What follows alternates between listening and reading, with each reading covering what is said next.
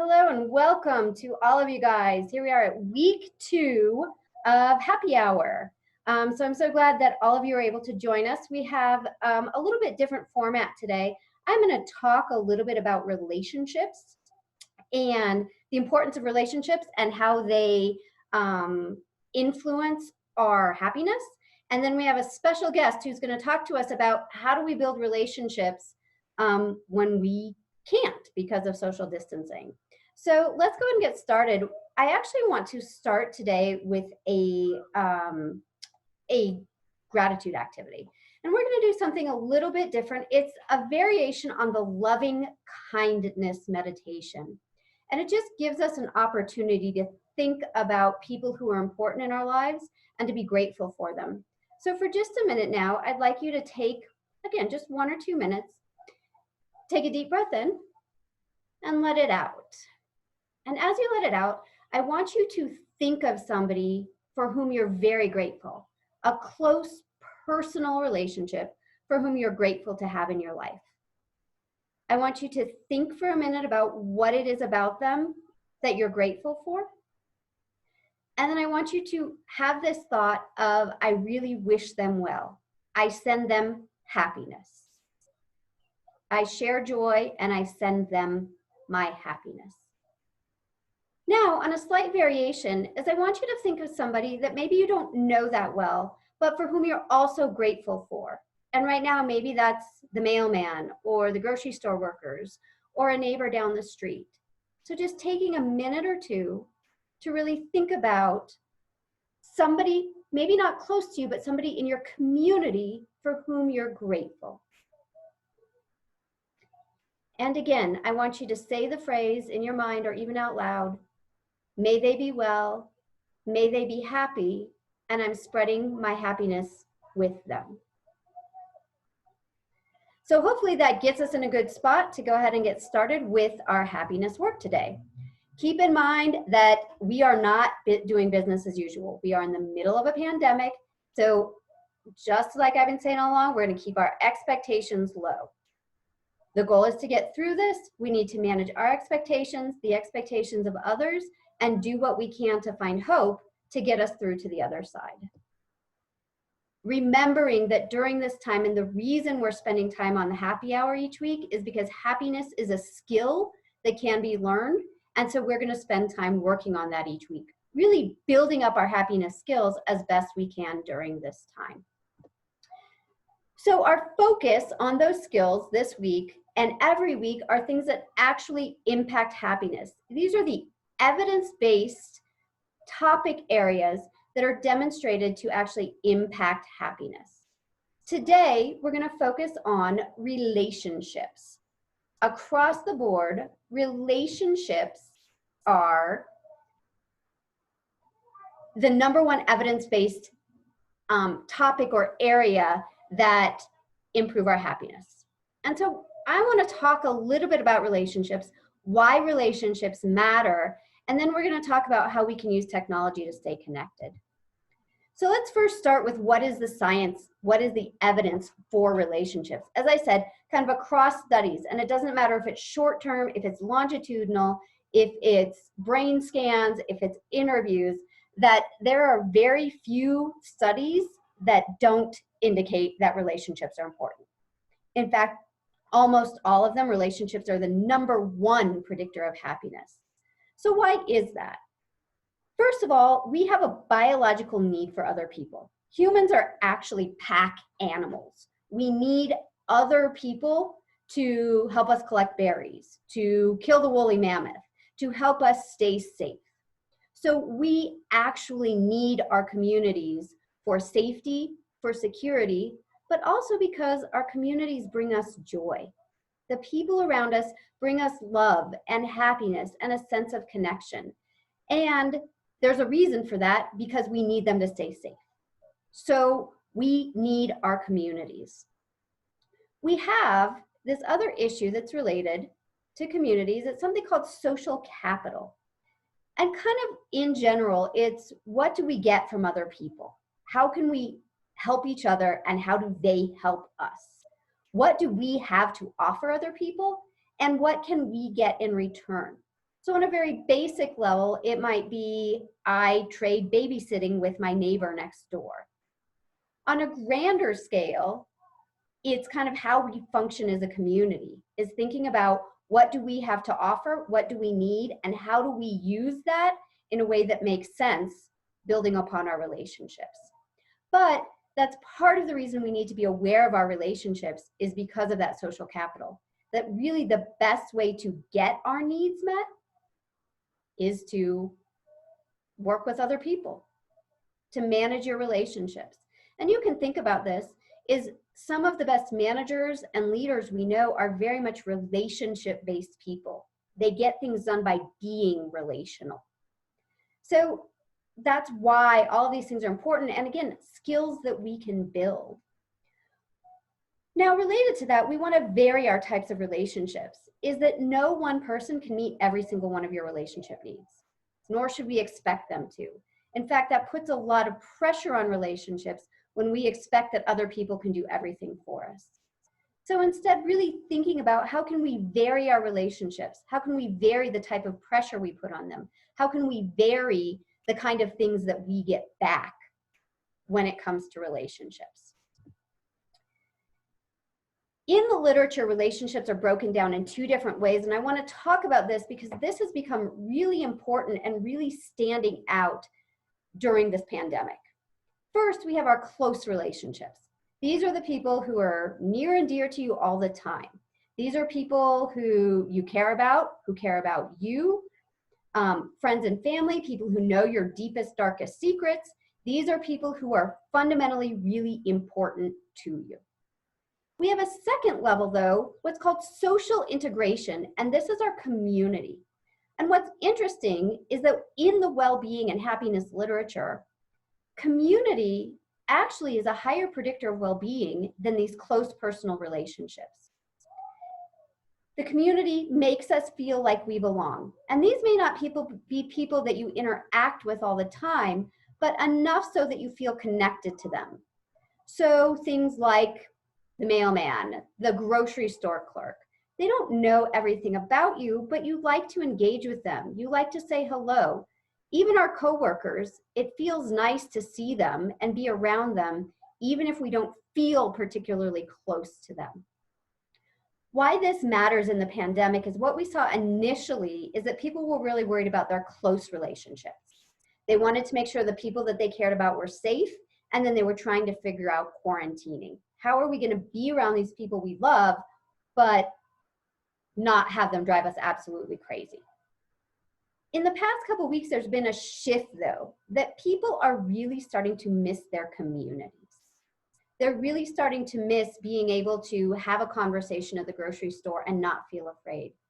They're missing being able to engage with their neighbors on a neighborhood walk. Oddly, I found myself really missing school pickup and standing outside with all of the other parents. Not that we were having great conversations, but it just provided me that reminder that I am not alone. And so when we think about relationships, I want you to think about these in two different ways. As one is these close relationships, and two is this social integration piece, which is also important. How do we stay connected to our community at large? Question is, maybe you don't know. Maybe I don't know what I need. Maybe I don't know what my relationship, what my needs are in my relationship right now. Good news. I have some homework for you. If you go to the Depression Center website, you will find something under our COVID resources, under the happy hour, called the Relationship Inventory. And it's an opportunity for you to really think about, what kind of relationship do I need? Am I looking for that close personal relationship, somebody I can call at 2 o'clock in the morning, or am I just looking for somebody to go bowling with me when that becomes available? Or am I just looking for somebody I can pass in the hallway and say hello to? So this gives you an opportunity. We don't need to spend a lot of time on it here because you can go work on it online. So thinking about what do we need to build these relationships? It's interesting that one of the questions I get asked as a therapist really frequently is, how do you make friends as adults? How do you make friends as adults? I guess we all just assumed that this whole friendship thing was easy, that you would just do like you do on the playground. You walk up to somebody, say, hey, you want to be friends? And then you have a relationship, right? Well, that's not necessarily how it works in adulthood. In fact, the literature indicates that adult friendships need two things to be successful. So the first is a common interest. So you have to have something in common. So even if you see people all the time, if you have nothing to talk about, you're probably not going to build a friendship. They're probably going to remain at that community level. Not that that's not important, but it's probably not going to be your closest relationship. The second thing we need is repeated contact. So talking to each other regularly, checking in with each other regularly. So I may have a common interest with somebody, but I don't see them regularly. So maybe I do a once a month Pilates class, and we all love Pilates and get really passionate about it, but then we don't see each other again for a month. I don't know that that's going to build a friendship. Again, it's a nice community to have. Similarly, I may have repeated contact with somebody, but we don't have a bunch of common interests. I actually found this in my church, and I love them as a community, but there's some age difference and some interest difference that we don't necessarily have as much in common. So both of those things are necessary. Now, repeated contact is a good question. People say, how much time? Guess what? Science has the answer for us. They actually did studies to find out. So if you want to go from a community level person to somebody you might call a friend or an acquaintance, you need at least 40 hours of repeated interaction or repeated contact. If you want somebody you can call at 2 a.m., plan on having been friends with them and spent over 250 hours with them. Is this face-to-face time? Does FaceTime and texting count? I don't know. That's yet to be determined. So that's some of the conversation that we're going to have with our experts here right now. So I want to take a step back here and introduce my guest for today, Dr. Matt Mishkind. Thank you so much for joining us today. And I'm going to stop share here really quickly. And first of all, Matt, why don't you start by telling us a little bit about yourself and how you got interested in the notion of technology and relationships? I will. So first of all, I apologize. I've been working on my lighting. So I've got this blue screen behind me. I'm trying new things with my background, trying to change it up. So I think I look like I have a lot of jaundice, so I apologize about my lighting. And I'm working on it though. So how I got interested in technology and relationships. Actually a lot of my interest came more from clinical work and telehealth and understanding that we have these technologies that we can connect with, and we can use that actually to get clinical services. So that's originally, what actually got me really interested in the use of technology. And then as things started to expand and as more sort of consumer driven technologies have come out with mobile apps and use of our smartphones, we realized that, we can actually use these technologies to connect with people that we connect with on a daily basis and actually connect with people that we haven't talked to in years and years and years. I mean, that's the beauty of some of the things, like some of the social media, like Facebook and things like that, where we can really connect with people that we haven't talked to. And then, I think another place where I've really started to gain some interest is we have 3 kids. We have twin 14-year-old daughters and a 10-year-old son. And so as I've watched them having to grow up in this world of technology and constant connection, really as a parent, forced me to have to think more about what's happening from a social media and a connectivity perspective, what kids are learning and gaining from it and what they're losing from it. So I started to take more of a parenting interest in it, and which is, led to some of my, some professional interest too, as we do these kind of talks and help other people understand sort of this new world that we're all living in with it, which is constant connection via technology. So let me ask you that, Matt. Do you think people actually do feel connected via technology? Do you think it's the same? Yes and no, right? I think for some people and for some relationships, it can very much be the same. I mean, when I talk to my mom, I usually don't talk to her on the phone anymore. I usually talk to her on FaceTime. And I feel very much connected to her. I feel the same level of connection. And I was making dinner the other night and called one of my best friends growing up back in Boston and felt absolutely connected to him via technology. And we know clinically that you can build rapport via technology. I think for other people, kind of like what you were talking about just a couple minutes ago, right? If you don't know somebody as well, I don't think technology is suddenly going to make you know them better, right? Or make you feel necessarily more comfortable. I think what we know is the same thing you would probably have in person is probably what you're going to feel using technology. We've done a lot of training going back to the clinical field with around building rapport and whether you can actually deliver good services using technology. And usually what you'll find is the studies will show, and sort of anecdotal just information will show, that once somebody starts connecting a few minutes into a session, people kind of forget about the technology and they just focus on, I'm having a conversation with another person.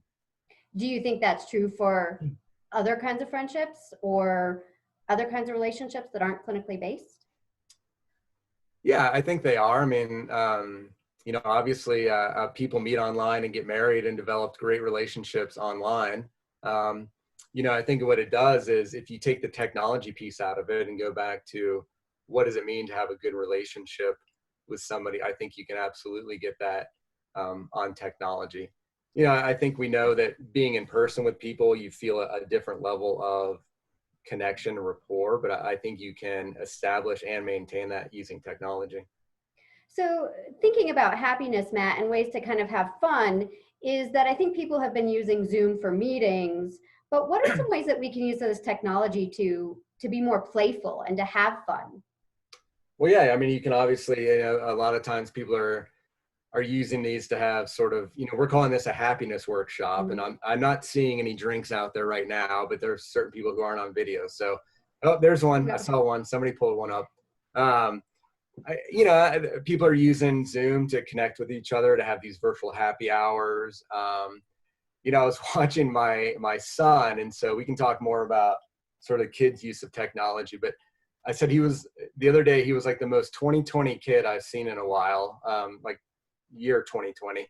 He was playing Fortnite, which we fought forever. And I can talk more about what we've allowed our kids to have and not have, and what we have allowed them to have now that we're all at home. Fortnite was one of them. It was an agreement with our son, and he has certain rules he has to follow to get it. So he was playing Fortnite. And he had actually a Zoom meeting like right next to him. So he was playing Fortnite and having a Zoom meeting with a friend who was also playing Fortnite. Were they also texting too at the same time? Well, he wasn't texting because I had to use that, but I'm sure if he Okay. could have, he would have verbally texted. And then, as I got my blue screen up here, there's if people don't know this on Zoom, you can actually go and you can change your backgrounds. So I've got my wig, right? And let me go change my background here and see if people know. We have a couple of them up here that not everybody maybe will know, but I think people will know this guy and see how much I look like him, right? And then, hold on. Can everybody see that now? So, you can have some fun like with certain things, and you can sort of pretend like you are Bob Ross in these kind of meetings, and maybe start to have a little bit more fun with it. I'm not going to try and do his voice. And see, this is where I'm having some of these. There we go. That's better. And I'm not going to paint any pictures. And Amy, you've changed yours, right? So I have. I've gone with the Disney princess theme. Again, kind of that's what happens in my house. So yeah. And then if you want to go like Bob Ross, trying to like not have anybody recognize him, you can do that kind of stuff too. So that's actually a really good idea, Matt. I love that. I think Bob Ross would actually be in full support of that as well. I should probably do that now everywhere I go, now that I've embarrassed myself. But I think it's sort of, especially in today's world, and you talked about this last week, Amy, is that I think we need to have fun, right? And we're all sort of, there's so much negativity that we're inundated with these days, and it's becoming more and more difficult to hang out at the house and everything that's happening. I think we have to use them to have fun and just sort of things like the screen, but also just, remembering that, that we're allowed to have fun and we're connecting with each other to enjoy life and to make sure that we're staying on top of things with each other and just, enjoying it. Use the technology for enjoyment. Using the technology for fun, not just for meetings, that to have fun with that. Do you have any suggestions or any ideas of apps or cool things? Like, for example, my daughter, we got her onto Kid Messenger, and that's just been a blast for her. She's been able to connect with her grandparents. She's been able to text her friends. They just text each other random pictures, but it definitely during this social distancing time has helped her mood. Do you have ideas of other things like that? Other apps that are fun and interesting or exciting? Yeah, there's a lot out there, and it's a really, I'm kind of in this weird place where I do a lot with technology, but then like our own parenting is our girls are 14 now, and they just got, and I had to actually ask them what even app we gave them. We just gave them Snapchat, right? And I asked them, and I said, because they're always complaining to me when I do these talks, they basically tell me I don't know what I'm talking about. Which is like half true, right? So some things I do and some things I don't. So I said to them, well, here, I'm going to give you a homework assignment. Go find me some of these cool things that you guys are using or some of these cool games. And then they came back with nothing. But they are using sort of Snapchat and, Instagram. I know TikTok, right, is for certain age kids. So I think there's a lot of apps out there. Obviously, I think the big thing is once you find something is to make sure you understand it as a parent or as a vested adult, understand really what's happening, how the kids are signing up for it, what happens with the pictures, because really, I mean, even though like with Instagram, the pictures go away, they don't really go away. They're saved on a server at some point. So I think there's tons of apps out there, and just making sure that you kind of go through and vet them yourselves is a good approach. And I know I was supposed to come up with some really cool apps, but I kind of failed on that homework assignment. Well, but I blame my kids. We'll blame it on your kids, Matt. I think the other thing is to think about is, again, using our relationships as finding out what other people are on, because the value of a social network is really who else is there. I remember actually, I don't even remember how long it was ago, 7 or 8 years ago, a friend tried to convince me to sign up for Google Plus. Like, it's way better than Facebook. And in a way it was, like, the features were really great, but nobody else was there. So I think thinking about talking to your friends, like, what apps do you use? Are you on Marco Polo? Are you on WhatsApp? Are you on some of these other things? So it gives us another method which with we can connect. Yeah, there's actually another app out there called House Party, which is supposed to be sort of like a Zoom, but more for social aspects of it. So it's not built up for work as much. And then a new one that I discovered because somebody I know he's a DJ, and he was doing a virtual event the other night, and so I had to watch him on a new app called Twitch, which was a way that people are getting live streaming. So you can go and watch different live streams. And, for him, he was doing a virtual DJ, but I think you're able to watch other virtual events or live virtual events. And that was on Twitch. And I know that Twitch has started to get into the media right now too, as something that people are using. And a lot of streaming sources are using that app too. Sure. And really popular. I mean, Twitch has been around for the gaming community for a while because you can watch other people play and really monetize it. And then again, basic things like you said, like YouTube, which isn't a direct connection, but still kind of fun. It's funny, actually, when I interview kids now, almost across the board, I'll say, what do you want to be when you grow up? And they say, I want to be a YouTuber, which is good. Good. Yeah. But let's switch gears. Oh. One more. I got one more idea, and maybe I shouldn't say this. We might get sued for saying this, but my son had signed up for those master classes. Mm-hmm. You've seen those? Yes. And he was doing one with Penn and Teller, so doing one for Magic. And he had it up on his screen, and he was zooming, and he was screen sharing with a friend of his.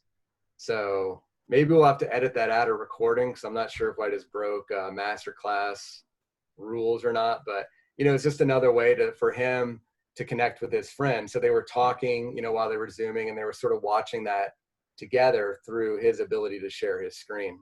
Well, and I think that's great. And I think it ties it back into this notion of connecting with our community, that on one level, we want to connect with friends, on the other is connect with the community, which leads us into this next question, which, Matt, social media, helpful, harmful? What are your thoughts on what social media is doing to us right now?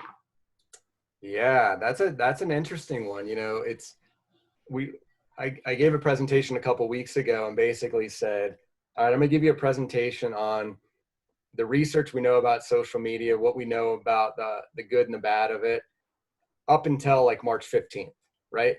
March 16th and on, I think some of this stuff is getting thrown out the window.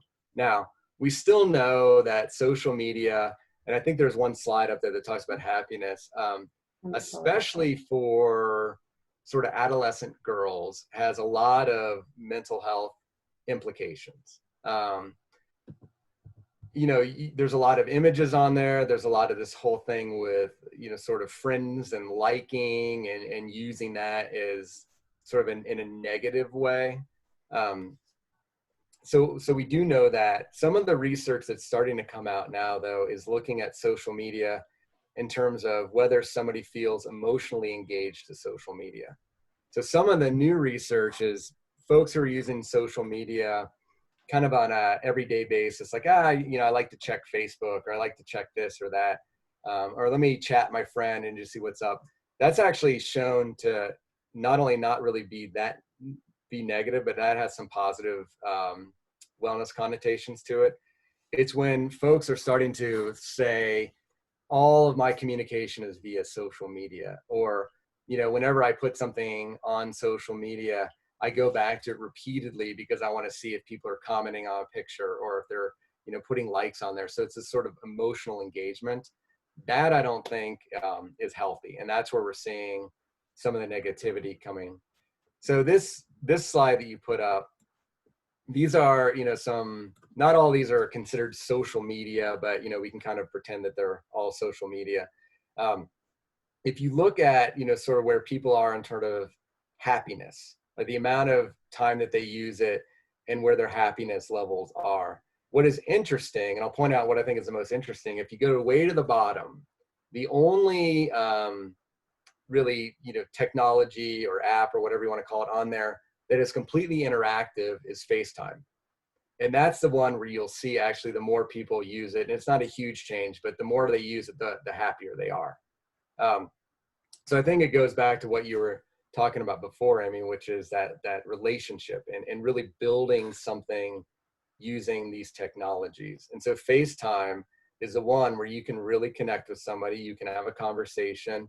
This person can be anywhere else basically in the world right now, and you can carry on as you've always carried on by building this relationship.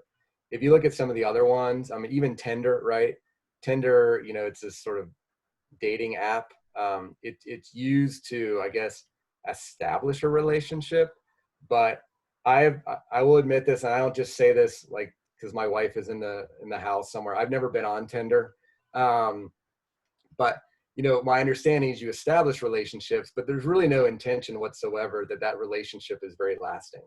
And so you can see that people really aren't all that happy, the more they use it. Some of the others, right, where people are just kind of going on to an app and scrolling through it, really the more they use it, they're not getting any happier. And part of that, I think, is not just the images and what we're dealing with on the app, but it's what we're losing in terms of outside connections. So if you're on, Facebook, it's interesting. So if you look at Facebook up there, right, and then you look at FaceTime. So really, if you're on Facebook, you'd be better off to just switch and say you're on an iPhone. You'd be better to stop looking at what your friends are doing and actually call your friend and have that conversation. No, I think that makes a lot of sense, Matt. And as you were talking, I was just thinking about this, about how different generations actually are using the technology in different ways. For Gen X, things like Facebook and even Instagram are to catch up with people you already know, and then maybe use that as a catalyst to have face-to-face conversations, versus millennials where it's really that is the place where you're having the conversation, and that is the place where you're having the interaction. It doesn't necessarily go to other places. So I think it's interesting. What about from this community standpoint that I talked about? Do you think Facebook is helpful in connecting and feeling connected to a community, or do you think it makes people feel more isolated? Yeah, I mean, it's interesting. I think it can go both ways. Again, like with most tools, if we think about technology as a tool, I think you can absolutely use it to connect with people who have, people who, love Bob Ross, right? You can have a Bob Ross community, or people who want to wear wigs in front of a blue screen.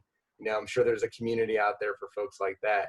I think it can also, be isolating. So if people, get on there and there's sort of a sense of bullying, or if you don't already feel connected to the community, then I think you're going to have some isolation issues. I think also the thing to watch for is in today's world, none of us can really go out and connect right now physically either, but if you're a part of a community, and suddenly you see all these pictures from maybe a picnic that your community had that you weren't invited to, that might feel more isolating, right? And that again, that's going to go beyond just the technology and how we interact regularly. So I think it can be used in both ways, but certainly, the beauty of technology and I think some of the things that we've found is you have the ability to find people that you never knew existed, or people that have the same interests that you have, or the same, desires to have the same kind of a conversation. And so technology can certainly lend a hand in helping us do that.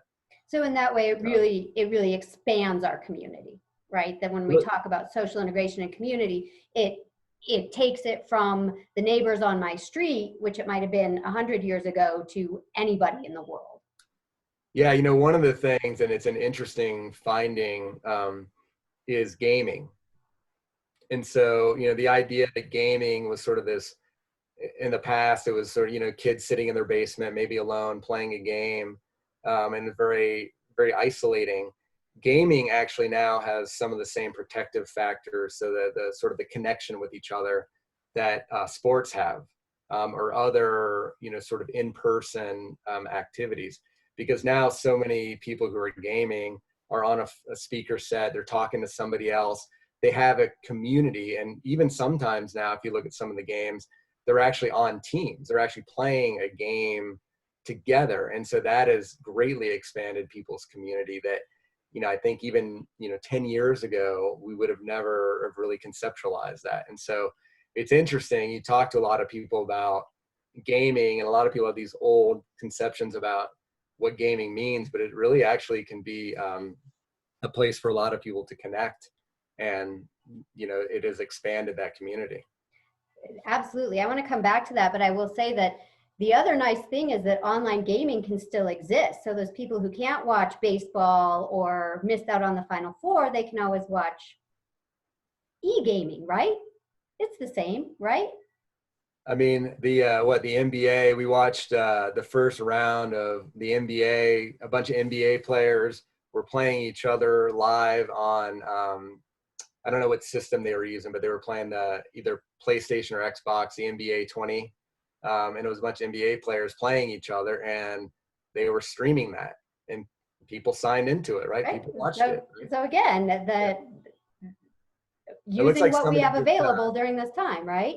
Yeah, so a couple of people actually just time traveled or space. I don't know what they did, but they're in Florida or they're in the tropics now. So. Oh, nice. All right. Everybody, feel free to throw up whatever Zoom background you like right now. No judgment from our end here. Well, maybe some judgment. We'll have to wait to see it. We'll wait on our judgment. Fair enough. I take that back, Matt. So I want to come back to the gaming issue, because I think it's really important that what I'm hearing from a lot of my adolescents right now is that they're having some conflict with their parents because they are spending too much time on games. And as you said, that their argument is that's actually our new hangout. That's where we are hanging out right now. We sometimes are playing, sometimes we're just honestly hanging out. But it brings up another question that I think a lot of people have concerns about, which is, can you talk a little bit about screen time, especially screen time during a pandemic? I can, and I'm going to admit, I don't know that we have all the answers right now. I think it's really hard to figure out everything that's going on in this situation. So in general, again, what we know is that there's nothing per se evil about screen time. I think more, outside of the pandemic and outside of the stay-at-home orders, what we know is that too much screen time, really what it's doing is it's taking away from other activities. There's actual research out there that shows that if you think about happiness, kids are actually happier doing homework than they are just mindlessly going through social media. So the more that you're on screens, especially in a more isolationist process, it's taking away from going outside. It's taking away from even making a phone call, which oddly enough, these things that we carry around, you actually can make phone calls on phones. I know it's a weird concept anymore, but you can't actually do that. It's taking away from that. It's taking away from hobbies. It's taking away from walking down the street and knocking on a friend's door to see if your friend can come out and play. So the more somebody's on screens, I think really what it is it's taking away from those activities. Now, in today's world, and especially in the last month and a half, everything has turned to screens. All like for kids, all their school is on a screen right now. They get all their assignments on a screen. They have to do everything on a screen. The only way for them to connect with their friends, unless they're outside, sort of yelling across the street to each other, is on a screen. So I think what we're seeing now is sort of this weird reversal of the more screen time to some extent is beneficial because it's allowing kids to connect with each other. Right. That being said, and I think we all, even, when we're on Zoom calls a lot, it can be a tiring process to constantly be on screens. And so I still think there is that value of forcing, screens to be shut down, forcing kids to do something different, or even forcing ourselves as adults to do something different. Right. Because we need that break and we need to sort of establish other or activate other parts of our brains or other parts of our soul and really remove ourselves from that. I've found, for me, a lot of times at night, I'll read on my phone, I'll read on my Kindle app. I've actually, luckily, before all this happened, I'd gone to Barnes and Noble and bought some books. And I'm actually I'm reading books again, right? So I'm purposely putting down my phone and I'm actually reading paper books. And really enjoying that process. I forgot how much I actually enjoyed just actually reading a book and sort of the feel of actually reading a book. And so it's been nice to reestablish that for myself. So it's kind of this notion of what works for kids may also work for adults, right? I think so, right? And we know too that, one of the things we always talk about with screen times is modeling behaviors, right? So if you're on your screen all the time, I mean, how many times are we, at dinner ourselves and we're like, put your phones down, as we're on our own phones, right? So certainly modeling behavior, and I think establishing some rules and protocols around it is still important. But we do have that weird place now where, we've kind of given our kids a little bit more freedom because they are using it to connect with their friends. And that really is their one avenue at this point. So we've given them a little bit more freedom. And we'll go back to being sort of overbearing parents in a couple months from now, but we have released some of it a little bit. And I think that's something that's important for us all to do. I mean, I think to try to say that today's standards are the same as 2 months ago, I think it's hard to do that. I just don't think we can do that right now. So does it count that my daughter, when she goes outside, she pretends she's on YouTube? Does that count as screen time, or is that? Well, maybe she'll make you guys millions of dollars and become a YouTube star. So totally encourage that. That's what I'm hoping for. Yeah. Absolutely. So to come back then to your question, Matt, is right now, and again, with parents working at home, especially that the screens have kind of filled in some of that gap. What do you think when we do start to reintegrate? Do you think that this will become a new normal where the screens are more comfortable? Or do you think once the floodgates open and we can talk to people again, we are going to want to? Yeah, I think and maybe this is hopeful thinking, but I think we'll want to. I think we'll want to actually engage with people. I think we'll want to reestablish some of those more personal or more in-person connections. And maybe what this is helping us realize is, maybe we'll realize a little bit more balance, and maybe we'll start to recognize sort of what we were forced to miss being sort of in physical proximity to each other. And maybe we'll remember that. And maybe we'll say, kind of like when I, with my whole like book reading thing, right? My guess is I'll continue to read books and not read as much on my Kindle. And so maybe we'll start to remember or we'll recognize what it felt like to miss having that in-person connection, and start to revisit, how we balance the two, and when we use the screens to connect with each other, and do it when we truly can't, have a personal connection. That's a good question. I think it's definitely yet to be determined that will we appreciate what we don't have right now once we have it again. It's a good question. Yeah, I'm hearing it from our kids, and we had one daughter especially who was really having a hard time. She's doing a little bit better now, but she was really having a hard time not being able to physically connect with her friends. Mm-hmm. And she still uses a screen, but I think for her it was really a sense of loss. And I think she was also looking ahead to the future and sort of this fear of how long this is going to go on for. And for her, it was much more a sense of loss and almost, mourning and grief of just not being able to have those connections. And like I said, I think she started to appreciate or understand that right now it's screens that are going to allow her to connect, but I still think she's feeling this sense of loss. And when she's able to reconnect, I think she'll dive right back into it. How about you? Are you going to dive right back into those relationships when you get a chance to? I'm all about relationships. Yeah, no, I think so. And it's always been something, I definitely use screens to stay in touch with a lot of people, but, I miss it. I miss being able to sort of walk up the street and go talk to a neighbor, or, kind of like what you were saying, even being at the school drop-off or pickup zone, right? You don't realize just what you've missed in sort of passing conversation. Do you miss staff meetings? What's that? Do you miss the staff meetings? Maybe a little bit? There's parts of it I miss. Okay, fair enough. You miss the Chipotle, right? That's what you do. Miss. I miss that. I miss my Chipotle lunches. Right. I would say I do miss you guys. I do want to have Chipotle with you guys again very soon. I did, and I think this is because I was a little maybe overtired of being on screens, but I actually passed up a Zoom happy hour with some friends this weekend.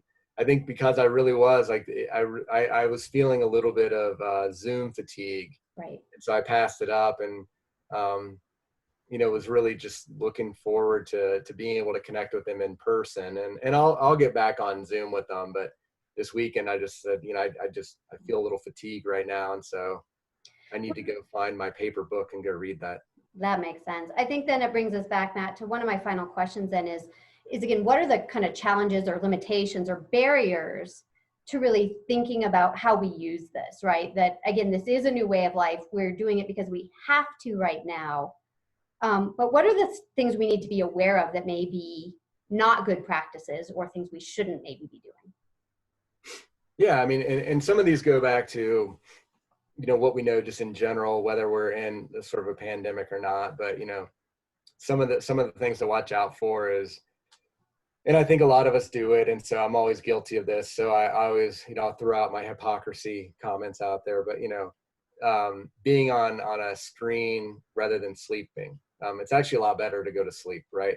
To be able to put down anything that you're doing and go to sleep. So watching what we use on when we are on screens in the evening time, or when we pick them up first thing in the morning, and even what you check. I've made the mistake before of checking some emails a little bit before I go to bed, and always, for some reason, that's always when the one that's stressing you out pops up, right? Right. And then you read that, and then you can't get to sleep, and then you're stressed out about it.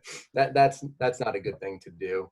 Again, I think modeling, and I think just the idea of mindlessly kind of going through social media. I really think that's the one that we have to all watch out for. Is, if you find yourself sort of just with your fingers sort of like just kind of going like this, right, and going through things, or if you find yourself seeing somebody who's on a nice vacation and sort of resenting them, I think those are the things we really need to watch out for. And I think that's when you really need to put down those screens and go have a conversation with somebody, go connect with somebody, go remember why you're friends with that person who's on that vacation, right? And be happy for them, and not upset for yourself that you're not on vacation. So I think regardless of what kind of a situation we're in, I think those are really the things we all have to watch out for. Great. Thank you, Matt. One more very important question is, are you actually on TikTok? Can we find you on TikTok? I am not, and that's where, and I should do these things, because this is where my kids, and I don't think anybody's around right now, so I can admit certain things. This is where they'll say, they're like, you don't know what you're talking about. You're not even on these things. And I probably should actually go on and experience them, so I have that personal connection. But no, I'm not on them. And it's something that, I guess I spend enough time sort of around and talking about things like this that I don't feel the need to spend more time actually on them. But well, fair enough. But I will keep my eyes open to see if that happens at some point. So can you let us all know? Yeah, I'll let you know. And honestly, part of it is probably my own disorganization is, then I always forget what my passwords are, and then I get myself all confused. And like, even when I try to buy something on Amazon these days, it's like if I don't go, like if I don't leave it open and I go into it, then I've got like, I try 17 different passwords and I forget it, and then I have to go to get a new one, and I have to go through the whole thing. So they actually have apps to help you with that, Matt. I know they do. That's the one. I have to keep it open on my phone. That's right. And that's all right. So what I'd like to do now is I do want to open it up for questions. If you want to pull up one more fancy background, and then we'll open it up to questions of what questions do you have for Matt about technology, or me about happiness, or anything. So feel free to chat. We also have a small enough group that you could probably even turn off your mic and talk if you like. Or if nothing else, just show us your Zoom backgrounds. Show us what you got. I have another one of my all-time favorite game. But I think it makes my head look weird. All right, let's see what you have, Matt. So the question will be, can anybody tell what game this is? I got to find it. Does anybody know the game?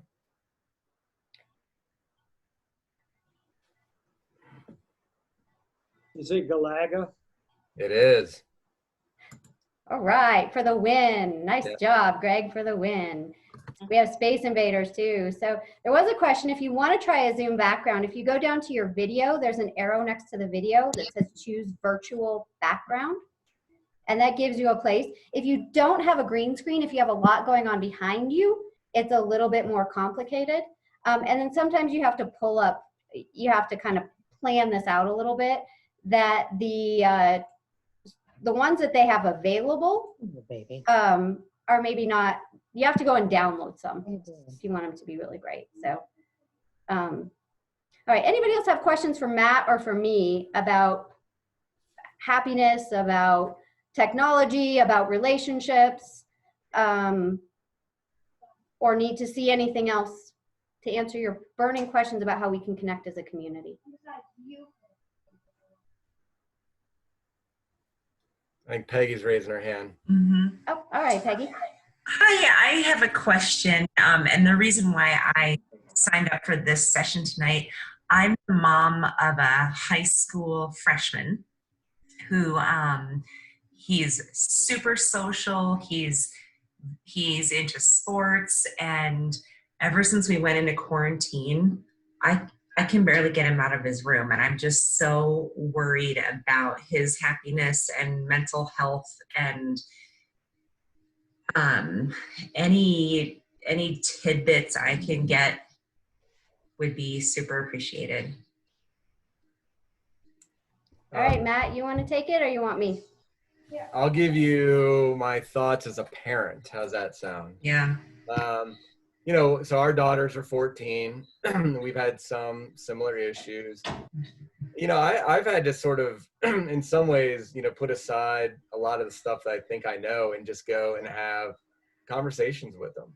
And to sort of try to be real about the situation about, hey, listen, yeah, this is a really crappy situation, right? And I understand and I get, I don't understand because I don't know exactly where you are with this, but I have some Mhm. sense of what's going on and have just tried to have real conversations with them about what they're doing, what they're using in terms of the screens, and just try to even get agreements with them about coming out and doing different things and trying Mhm. to engage them at different levels. I mean, it's I'm not sure, and Amy might have better tips, but for me, it was really just trying to just have that conversation with them and not try to sugarcoat things. I mean, obviously not talk doom and gloom, but just kind of acknowledge where they are and see what I can do to help them out and try to get them to compromise with me and come up with some agreements about, ways that we would be on screens, how we would do it, and then also agreements that, okay, if you're going to do this, then would you go do this with me, right? Like one of our daughters plays lacrosse, and so I try to get her to go out and throw the lacrosse ball with me, and say, okay, why don't you do this? Why don't you stay on for 15 more minutes, and then why don't you and I go do your 50 right, your 50 left throws, and let's go do that together.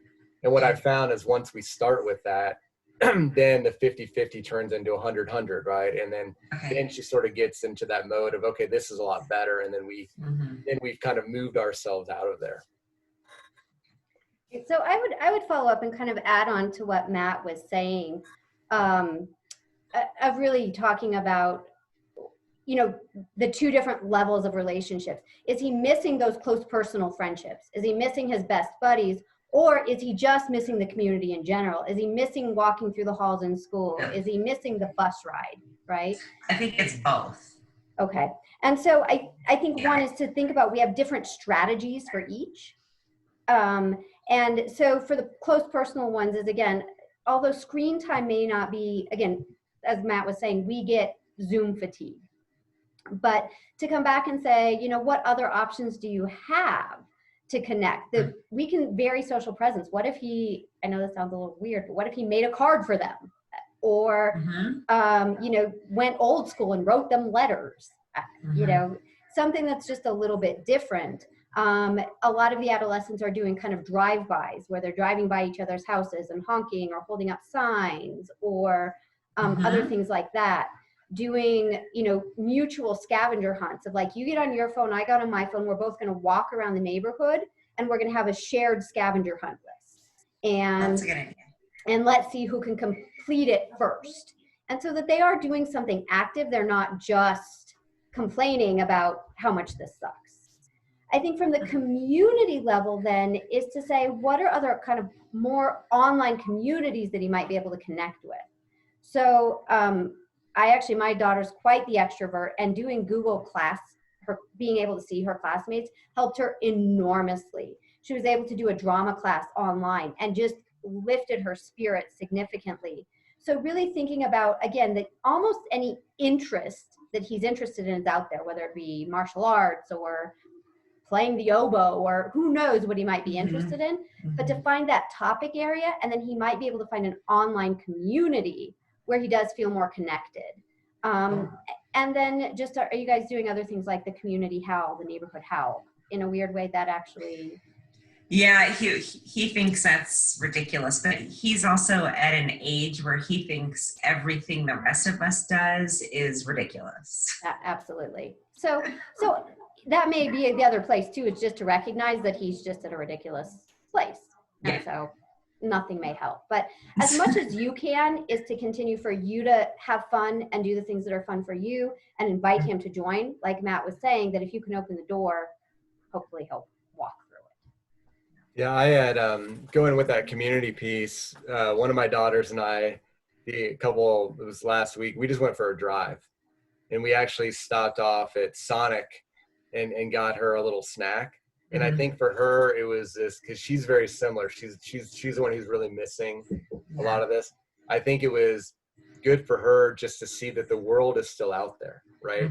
And that things will come back, right? And I think for her it was just that sense, and kind of like what Amy was saying, we didn't see anybody else. It was me, it was her dog, and me. And that's what we went for a drive. And it was just nice for her, I think, just to get out and see, other cars driving, stop off at Sonic, and kind of remember that there is this community out there, and that we are all waiting, right? And it is going to come back for us, and we just need to sort of be patient and wait and figure out ways to get through the next however long this is. Thank you. Anybody else have questions? Again, feel free to chat us or just ask, turn off your mic and ask about relationships, about technology, or about really anything happiness related.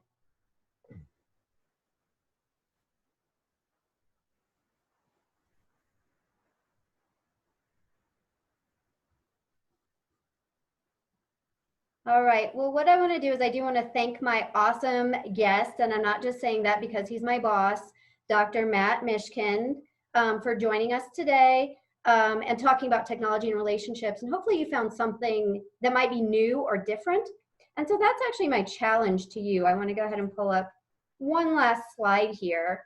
No, not that one though. My challenge to all of you this week is to find some way. Let me pull up this one here. To try something in your relationships this week with technology. So to try and,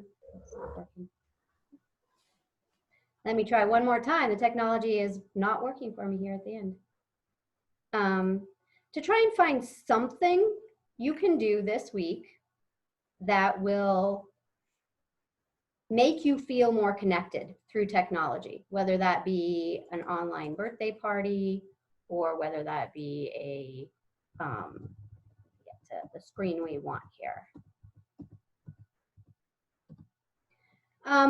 Either feel connected to the community, feel connected to your friends. So again, the online happy hours, maybe trying one of these new apps like Marco Polo or WhatsApp, or having fun on Twitter.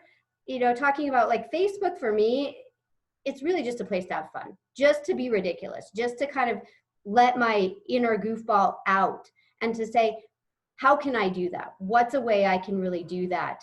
And really try to increase that fun. What's a way I can use technology to have a little bit more fun? All right. So other questions, anything else? Like I said, if you're interested, I do have that relationship inventory, and these slides will be available on our website. So feel free to take a look at that. And then next week, we have an awesome conversation about empathetic joy, and how we can be happy when other people are happy, and how we can spread joy instead of germs. So I hope you will spread the word about that topic, and that you will come join us next week in the same format to talk a little bit about empathetic joy and happiness. And so I wish you all a happy week, and hope you found something fun or great this week. Thank you.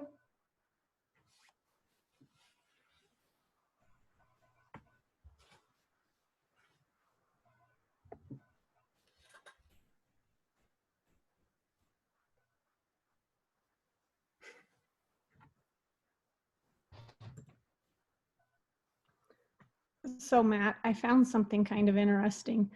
So I Yeah. have a 15-year-old daughter, and she loves the Snapchat and all of those fun things, Yeah. but it's just sending pictures. And there's certain rules about what pictures you can send to who and when and how, Mhm. which is a whole nother topic. But she was getting she's a very social person. And I was like, just like send a message with it, like have a conversation with the picture. She's like, no, it's not allowed. And last week I found that she started doing that and she's feeling much better. But because of the social rules that go with it, she had to be very careful about who she was doing it with. But I found that kind of interesting because I was like, oh, she has Snapchat, we're good. But there's like very specific rules with these things that I was unaware of. So I Yeah, found that interesting. that's what I have to find out from my my daughters. So hey, I want to point out my friend who's typically late to everything has actually signed in. His name is Kelly. Hi, Kelly. So Kelly, we were just talking. Unmute yourself, Kelly. It's a friendly group now. So we'll talk about him. Kelly is one of my friends. I tried to get him to come on earlier so we would talk more about relationships, Amy. Okay.